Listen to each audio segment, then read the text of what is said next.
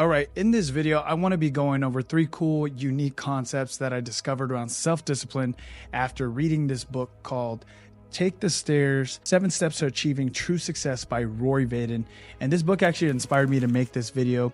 I just wanted to share these concepts with you because they really helped me out. Some of the concepts and principles and strategies in this book I was actually already doing, so I know they're proven to work. And I know they can help you if you're looking to become a little more self-disciplined in your life and achieving your goals. Hey, what's up? Hope you're feeling blessed. I go by Drew. Let's talk about what is self-discipline. The definition of self-discipline is the ability to control one's feelings and overcome one's weaknesses. The ability to pursue what one thinks is right despite temptations to abandon it. Simply put, it's the ability to do what you need to do when you should do it, whether you want to do it or not. Easy, right? Of course not. Of course it's not easy. Those feelings are really real and they're hard to overcome sometimes. But these 3 strategies I believe are really going to help you overcome them because I know they worked for me so they can work for you. So let's dive right into them. The first strategy I'm going to be going over is to think like a bison, not like a cow. I know it sounds funny, but trust me, once I'm done explaining it, it's going to make sense. When it comes to how a cow and a bison deal with a storm, cows and bisons have 2 totally different mentalities. See, a cow thinks that it can outrun a storm. Not smart, right? But it still thinks it can outrun it. So as the storm's approaching, the cow starts running away from the storm. Eventually, that storm catches up to the cow. But the problem is because the cow is running with the storm, it's stuck in the storm for a long time. It's maximizing the time that it's suffering in the storm because it's running with the storm. In life, a lot of times, we tend to think like cows where we think we can run away from problems, keep putting off the hard things that we know we have to do to get to these goals, whether they be financial goals, fitness goals. But the longer we put them off, the longer we're going to suffer in the long run, right? Basically, to think like a cow is to trade short-term happiness for long-term hardship. On the other hand, to think like a bison is a totally different mentality. You see, when it comes to the storm, as the storm is approaching and hits the crest of the mountain, the bison charges the storm head on. The reason it does this is because it knows the quicker it gets through the storm, the quicker it can get out of the storm. It minimizes the time it spends in the storm because it's going straight through it and attacking it head on. That's how the author of this book suggests that we should think. We should think about the hard stuff and the hard tasks that we have to do in order to get to where we want to get, and just think to do them now. You're going to have to go through the storm anyway. Why not attack it head on and build that resilience? Because the more you start thinking like this, the more resilience you actually build, and you'll be surprised, like doing the hard tasks is actually not as hard as you think. It's just getting over that hump of emotion and feeling that you have to overcome. But when you think like a bison, you will overcome those feelings with ease. Moving on to the next one is invest into your commitments. This one's one of my favorites because me and my wife actually did this. We invested into a commitment and it actually does work. It motivates you so much. The example I'm talking about is like we wanted to pick up running this year. So we started running in the beginning of the year. And it started off as a health-oriented decision. We wanted to get healthier. We wanted to, just live an all-in-all healthier life, right?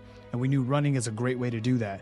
So that was the initial motivation, but sadly, that wasn't enough to keep us going. That motivation lasted for about 2 weeks and then we kind of stopped running. But we still had the desire to run. We still wanted to be healthy, right? But the problem was we just weren't committed enough. We didn't have that motivation. So to increase that commitment, we decided to invest into the commitment. That's when we decided to sign up for our first 10K race. And after all the fees and buying running shoes and buying running clothes and all that good stuff, we were invested about $500. Now, maybe to some of you, $500 is not a lot, but just to run, that's a lot of money. But because we had a deadline, because we already invested all this money into running, we were a lot more committed and determined to sticking to running. We went from 0 consistent runs to training 2-3 times a week leading up to the run. And the small difference was we decided to invest into the commitment. And not only that, investing made it more interesting, made it fun, and made it challenging for us. And now we're excited to do our next 10K out in Disneyland, California for the half marathon weekend in 2024. So we're excited for that. And if you've ever been to Disneyland, you know how expensive it is. So it was a very hefty investment, but we think it's going to be worth it. And now we're training harder than we've ever trained, even for the last run. So that's a real life example right there of how investing into your commitments can really be a powerful motivator for you to stay committed and be disciplined enough to take the actions that you need to take towards your goals. Rolling on now to the third strategy or principle, Work double time, part time for full time, free time. I like how the book uses all these cool, unique ways of describing their strategies and principles. But I'm going to break it down into two. First, I'll explain what double time, part time means, and then I'll tell you what full time, free time means. But to paint a better picture, I'm just going to read it from the book. Farmers have a harvest each and every year. It's the one period of the year when all the crops must be taken up just at the right time in order for their survival. Do you know how many hours the average farmer works during the harvest season? About 18. They usually wake up around 4:30 a.m. and come in around 11 p.m. Given the fact that their entire livelihood and well-being over the next year are dependent on the fruits of the harvest season, do you think taking a sick day is an option? Do you think being tired is an option for a farmer? Do you think taking time off to evaluate other career options is a possibility for a farmer during harvest? Absolutely not. There's a short window of opportunity when the harvest must be captured. Now that I've painted that picture of the farmer, let's see how double time, part time applies to that farmer's life. See, there's only one time that the farmer can collect the harvest. That's during the harvest season. And because that harvest season only lasts for a period of time, the farmer has to put in all the work he can to collect that harvest. This is where double time comes in.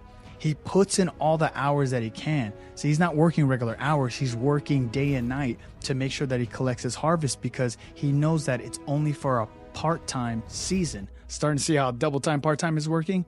He works double time depending on the season that he's in, right? So let me give you another example. Say you're in a season of getting out of debt. The idea behind double time, part-time is to work as hard as you can to get out of that part-time season. Whether that means picking up extra hours, working overtime, doing side hustles, whatever it is to earn as much money as you can, and also cutting costs where you can. Now, you don't have to do this forever, but you're only doing it for a part-time season. This is more of like a mindset to have. When you have a plan and you understand and you're aware of the season you're in and why you're doing what you're doing, you tend to focus a lot more. It's like you went from broad focus to laser focus, which allows you to actually focus your discipline, focus your actions, because you're not going to invest into new projects. You're not going to go travel during a getting out of debt season. No, you're going to do the opposite. You're going to save as much as you can. You're going to work as much as you can to earn as much as you can so that you can get out of that part-time season. Now I can talk about what full-time, free time means. So now that you work double time, you put in all the work you needed to for that part-time season. Remember, it's not forever. Now you can enjoy full time of being free from that part-time season. Because you put in the double time, part-time, you now have full-time, free time. I hope that makes sense to you. It was a cool way of looking at things because, like I said, it helped me laser focus on what season I'm in and knowing what actions I need to take because I have ADHD. If you're anything like me, like I'm trying to do a million things at once. And so I want to leave you guys with these two quotes. Surprisingly, success in life rarely comes from making big, grandiose decisions. Rather, success is the aggregate sum of small, seemingly insignificant choices that, when compounded over time, create the trajectory of our lives. And the second one is from the good book, the Bible. There is profit in all labor, but mere talk leads only to poverty. Proverbs chapter 14, verse 23.